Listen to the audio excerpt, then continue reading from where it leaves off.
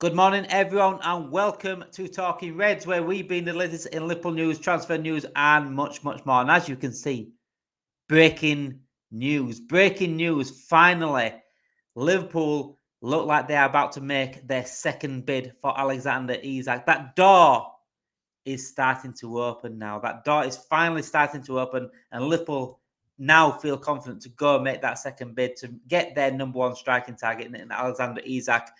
Last night, we saw the whole breakout of Woltermade joining Newcastle. He's got a medical butt today as the Stuttgart striker. Now it's on Liverpool. The ball is in Liverpool's court. That is what it is right now. We said we've been waiting for Newcastle to bring in their replacements. They're bringing in Woltermade. They're still looking at Wissa and at Strand Larsen as well. So that those signings are starting to come in now for Newcastle. The domino effect is starting to happen. Now it's up to Liverpool. When do we bid? What do we bid? And do we get that bid accepted? That is the question that's going to be answered over the weekend, I believe. And according to the Telegraph, according to Mike McGrath, that over the weekend, Liverpool will make their second bid. That is coming this weekend. I said last night, I think it's going to be tonight, personally, but it could be on Saturday as well. So I can't see it being Sunday, for honest. I think that's a bit late. But yeah, over the weekend is according to the Telegraph. So it's happening. It's actually happening, guys. It's actually happening, despite all the Newcastle journalists and all the Newcastle fans saying, he's not for sale. He's not for sale. He's not for sale. Well, guess what? He's for sale. He's absolutely for sale now. Do I agree how Isak's gone the way about it? Absolutely not. I've been very, very consistent on that. If it was a Liverpool player doing this, I wouldn't be happy with them.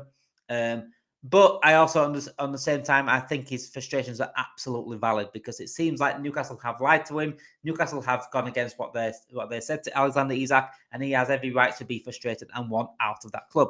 So last night, it was Craig Hope that actually came out with late on about what happened in the meeting between Alexander Isak, his agent, and the ownership of Newcastle on Monday before our game. So this is what Craig Hope had to say last night. On Monday, the senior delegation from the ownership went to Isak's house, and he said, "No, I am not going to play now. I need that move." That is exactly what Alexander Isak said to them. I don't know if it's those words, but that's what the words that Craig Hope said. So it could be those words. Sources said that to me, that they are now a new realization that perhaps relationships were broken beyond repair. This is why there's been an acceleration this week in pursuit of those targets. The actual negotiation between Liverpool and Newcastle over the fee, I don't think, is the biggest obstacle to overcome here.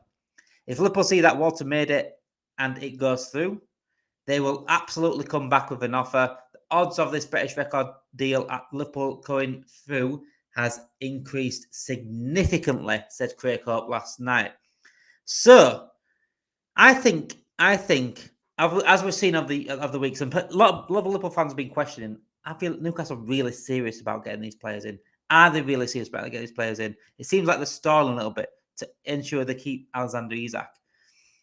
And what Craig Hope said there is that they've realised now on Monday how adamant Alexander Isak is not going back to Newcastle. He will not play from before the transfer window. He will not play from after the transfer window. How adamant he was in there is in his response. I thought this could still obviously change his mind, but right now Newcastle have realised now. The ownership has realised that everyone in charge at Newcastle have realised there's absolutely no chance of getting Isak to play now. There's absolutely no chance. Even if they kept him, he ain't playing. And he's absolutely turned his head. So that realization now to Newcastle said, hang on a second, we need to make a moves now. We actually need, we've been making moves, but I'm talking about making moves. We've been texting, now we need to make the move. You know what I'm saying? We need to actually go and get these players, because he is wanting out and we need to get rid of him. This is why this week, according to Great Hope as well, and as you can see, acceleration in their targets. Woltermade, they've made another bid for Wissa this week. Not Wissa, yeah, early on the week. They made another bid for Strand Larsen this week. They are absolutely serious now about getting their players in. As much as we Liverpool fans say now they've not been serious, this week they've absolutely realised what Alexander Isak said to them on Monday. It's clicked in their head saying, yeah, we need to make our moves. And you know what? If they get two strikers in a Wissa or a Strand Larsen or Woltermade, I think they're very, very good signings for them. Very good signings. Alexander Isak to Liverpool is going to happen. I can put my chest out. I can say with absolute certainty now, 98%. All right, 98%. I'll leave a little bit of 2% just in case. Just in case. You know what can happen in transfer windows. But I think Alexander Isak to Liverpool is pretty much as it ever gets. And there also a report last night that also said, with David Lynch, I think said, Gehi and Isak have never been closer to Liverpool right now. Never been closer. So this would be the best, one of the best windows I've ever seen. In fact, probably the best transfer window I've seen in my lifetime at Liverpool. This is where we absolutely got issues and we address them. That's what needs to happen. I still think we need a DM, but I'm happy to wait for a DM with the business that we have done. Gehi coming in, Isak coming in, that would be absolutely a 10 out of 10 for me this window. We've got two brilliant strikers. We've got Gakpo on the left. We've got Rio behind him. We've got Salah on the right. We've got Chiesa playing behind him. We've got two, for me, Gomez. I've always said, look, Gomez needs to be the fifth centre-back. That's what Gomez needs to be, is fifth centre-back, because it's so unreliable in terms of injuries. Gehi coming in, Kanate on that side, Leone and Van Dijk on the other side. Fantastic. Absolutely fantastic. Two class left-back options in Kerkers and Robertson, two class right-back options in Frimpong and Bradley, and other people can play like a Soboslai and a Gomez as well. This is what we need. We need competition in every position. Arne Slot keeps banging on about two players in each position, and this is what it'll give him now. Okay, we might now go get a left winger to replace Diaz, and yes, Rio Ngamoe is only 16, going down 17 now, but still is good enough for me, I think, to back up Gakpo. It's a big risk, but I think he's good enough right now to back up Gakpo. Absolutely. And as you can see, if Isak comes in, Ekitike can go out on the left if needs be. This was what can happen, and we've seen that Arne Slot wants to change things up, change formations every now and then, and beat teams in different ways. That's what needs to happen. And Isak is so important to come in. I believe that massively, because people will say, look, well, you got Ekitike now. We've got one striker. Ekitike was always an option for Liverpool. It was always not a backup to. Well, I used to say it was a backup to Isak. If Isak didn't happen, I think Ekitike happened. But with the reports that we see now, Liverpool have always wanted both. Ekitike as a backup, or Ekitike can go out wide and play in certain games. I think that can absolutely happen. I think Ekitike will be backup for the majority of it, but in certain games he can play out wide if needs be. He's got the ability to do that. But yeah, finally that green light, the green light they've been waiting for, the open door we've been waiting for. Alexander Isak to Liverpool is on this weekend, and the bid I think it's going to be about 130 million. I think as a whole package, I'm hoping that it is. However, there was a report yesterday that did say Liverpool won't go over 220 million.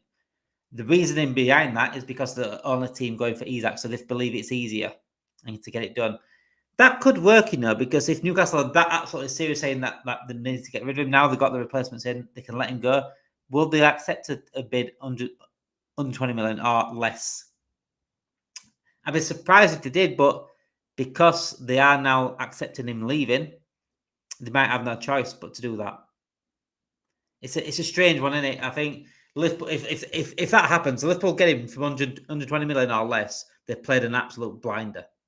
An absolute blinder. They have literally bullied Newcastle into selling him way less than what they wanted, especially when Newcastle's first response to the 110 million pound bid, which is only 10 million less than 120. Quick maths. Then if the way they rejected the first one, 110 million pounds, if we can get it for 10 million more, that is madness to me, because Newcastle deemed it insulting, basically, that 110 million pound bid. And the way Liverpool just sat back and waited and say, all right, we won't come back until you've got your replacements. Okay, we won't come back until Isak has basically told you what we know, that he wants to leave. That's it. There's no going back. Then you will have no choice but to sell him, and you will accept whatever we give you. That is power play. Have I ever seen power play in my life? That is ridiculous. Do I think Newcastle accept 120? I've always said no on this. But like I said, if they absolutely need him to go now, they might. I'm going to say might, but I still think they don't because I think they deserve a bit more. So if they value them at 150 million pounds, I think 130 would do it for me. I think 130 is a total package will do it. If it's 120 or less than that, then Liverpool have played an absolute blinder this summer. Absolute blinder. And they have absolutely played Newcastle. Not only, and the fact that we're waiting for Isak and he's not played the games, he's going to be a couple of games behind everyone else for match fitness and things like that. But Ekatike's hit the ground running. Yuga Ekatike has hit the ground running, which has helped massively. If he didn't, then it'd be like, yeah, we should have dealt with this ages ago. But because Ekatike has hit the ground running, then it's been okay to wait for Isak. That's what it seems. It's been okay to wait for Isak. And when Isak does come in, then it's been okay that we've had Ekatike to be there as well. But it'd have been nice to have Alexander Isak this weekend in a big game like this against Arsenal, especially the record he has against Arsenal. Arsenal don't like playing him. It would have been a nice addition this weekend, but it is what it is. We've got international break coming up. Can Isak get match fit potentially? He will play for Sweden in the international break, so that could be good for us. That's another match under his belt. He hasn't been playing matches. That's the thing with us. I think after the international break, I think we'll see him on the bench. I can't see him starting straight away because, like I said, the lack of match fitness, the lack of match games, the game time he has had, it'd be a big risk to do that. The only games he will have had, the international break when he plays for Sweden. But yeah, let's see. Let's see now this weekend if we can get that bid over the line. Let's see if it gets accepted. It could be a second bid. It could maybe take a third, fourth bid potentially. But it will all happen this weekend up to Monday because the transfer deadline is Monday, so it all happen. We might get a second bid in Saturday morning, rejected. We might do a third bid Saturday night, might be rejected. Might have to do a fourth bid on Sunday. This is what happens in the last few days of the transfer window. There's no what we've done first bid, weeks later, we're probably not making a second bid. Weeks later, we ain't got weeks. We've got a few days. So within that time period, we could see 2, 3, 4 bids within the space of 2 days. That's how mad this time of the window is. But if we get Alexander Isak over the line, I don't care if it takes 2, 3, 4, 5 bids. I don't even care if it takes 10 bids. Get him over the line. And I believe that they're not going to get 150 million for him. Absolutely not. But we always knew this. We always knew that 110 million is what we offered first. 150 million is what they wanted. But they're always going to be somewhere in the middle. Somewhere in the middle. And according to Matt McGuire as well with the Telegraph, obviously either one that's just broken that there will be a record transfer bid over the weekend. A Premier League record transfer bid over the weekend. Sources are anticipating an offer starting at 130 million before add-ons and bonuses raised to the overall package, what would be a British record transfer. So, Mike McGuire saying 130 million, starting at 130 million, and that's with before add-ons. So, the add-ons could be about 10 million, could it? So it could actually go up to 140 million here.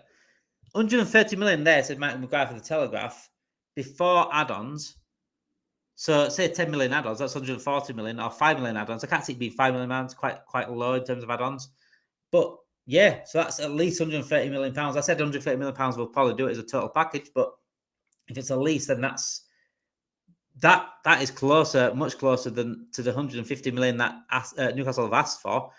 That will certainly get the job done. It's got to. It's absolutely got to. If they get them to like 140, 135, 140 million pounds as a total package, Newcastle have no choice but to accept that. They've got to.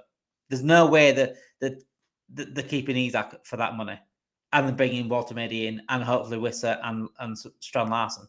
There's absolutely no way they keep Isak on that. But yeah, I expect it to happen very, very fast over the weekend. So make sure you do tune into Talking Reds. When it does happen, we will let you know as soon as it happens, the bid, hopefully. Tune into Talking Reds. Make sure you do hit that like button on the video as well. Subscribe to the channel if you are new. As you can see, it is a premiere. So it's a live chat going on right now. So get in the chat whilst you are here. But also, make sure you do talk to me in the chat as well, because I will be in the chat watching the live premiere as well. So thank you everyone for watching today, guys. Hope you have a great weekend. Newcastle fans, hope you enjoy your not for sale signs that you've made. But it's happening. Alexander Isak to Liverpool, guys, is happening. Finally.